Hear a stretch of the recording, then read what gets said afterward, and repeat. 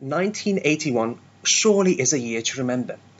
Greece entered the EEC, Prince Charles and Diana Spencer got engaged, and Britain was hit by 105 tornadoes in one single night. Come to think of it, every year is an eventful one, positive occurrences overlapping with negative ones. And while some years stand out for the happy moments, others leave their mark for a raft of unfortunate events. Take 1981, for example, a year when the royal couple would announce their pregnancy, the same year that would mean the end of a family for many other people. You see, AIDS was first clinically observed in the United States in 1981. We all know what AIDS is today, but back then misinformation and prejudice were rife.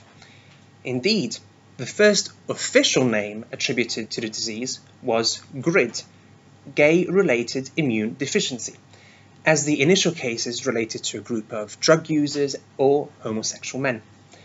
It then emerged that gay men were not the only victims, resulting in a name change to AIDS, acquired immunodeficiency. For a good 30 years or so, contracting the disease was tantamount to signing your own death sentence, as well as meaning that you would have to undergo a harsh drug regimen which would rack the bodies of the patients, sometimes even more than the actual disease would.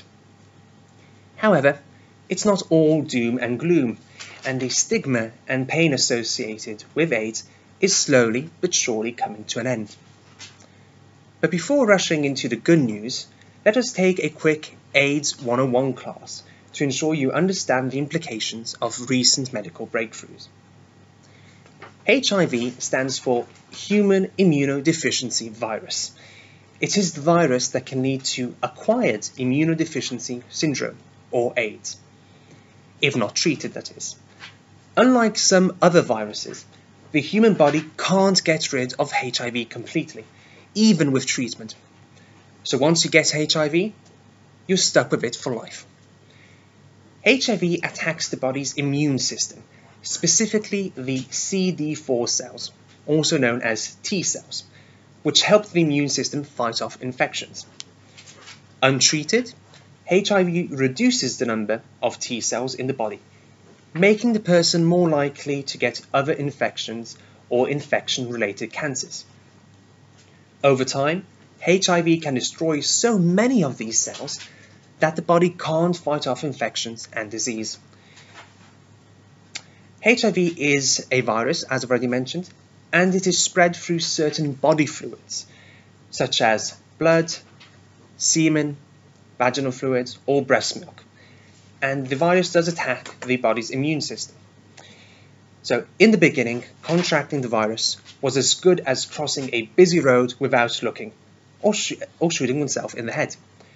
Studies claim that without treatment, average survival time after HIV infection is estimated to be between 9 and 11 years. Now, however, treating HIV is actually easier and a lot less troublesome than treating diabetes, for example. The advances made in this area have been extraordinary, with the upshot that now, despite having to live for the rest of their natural lifespan by taking pills, HIV-positive individuals don't have to fear it anymore. However, that doesn't mean we should take matters lightly. HIV continues to be a major global public health issue. In 2015, for example, an estimated 36.7 million people were living with HIV, including 1.8 million children. The vast majority of this number live in low and middle income countries. And in the same year, 1.1 million people died of AIDS-related illnesses. Since the start of the epidemic, an estimated 78 million people have become infected with HIV, and 35 million people have died of AIDS-related illnesses. Around 40% of all people living with HIV do not know that they have the virus. Let's take a look at the United Kingdom. What's the situation here then? The UK has a relatively small HIV epidemic, with an estimated 101,200 people living with HIV in 2015. This means that 1.6 people every 1,000 aged between the ages of 15 and 60 have HIV.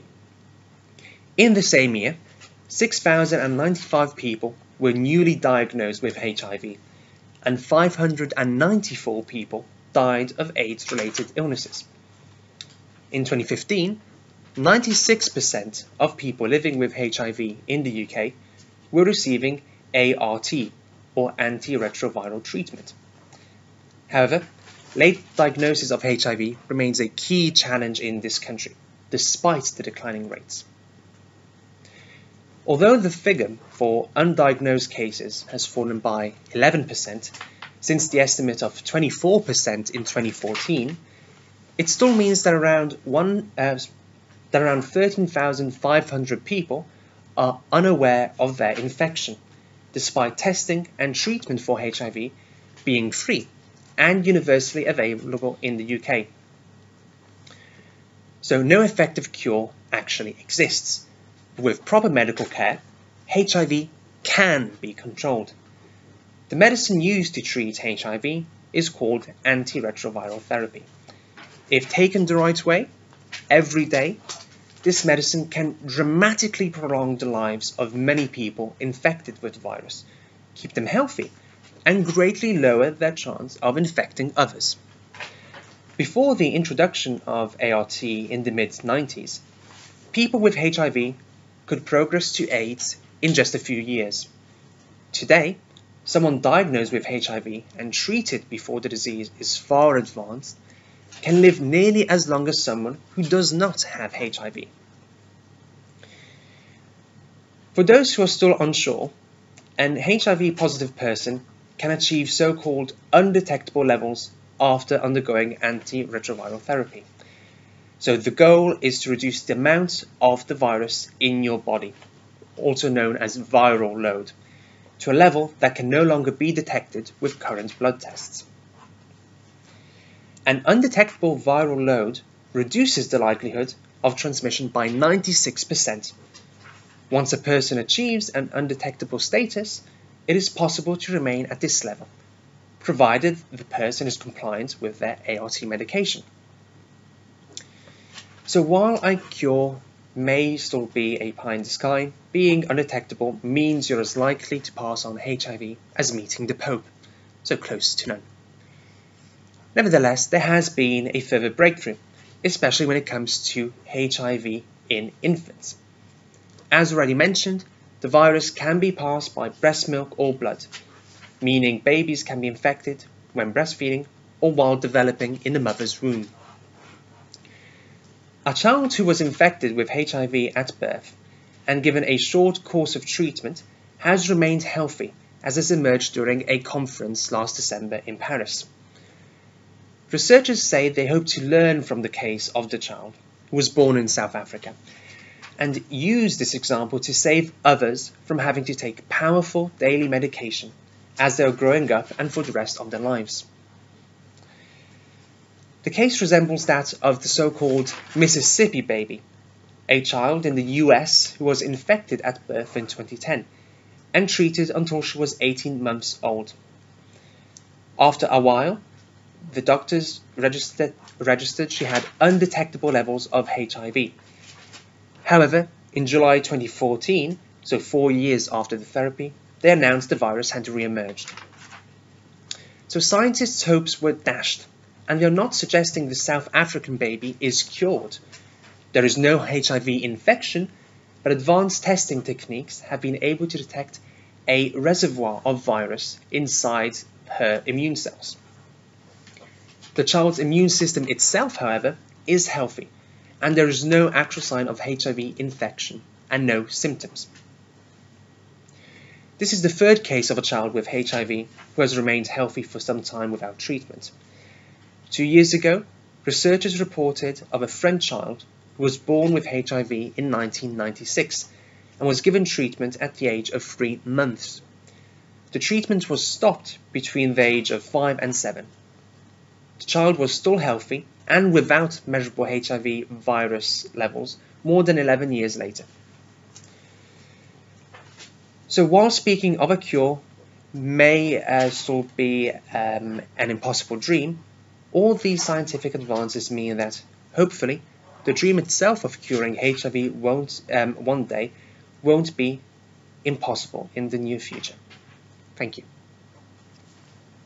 You're welcome.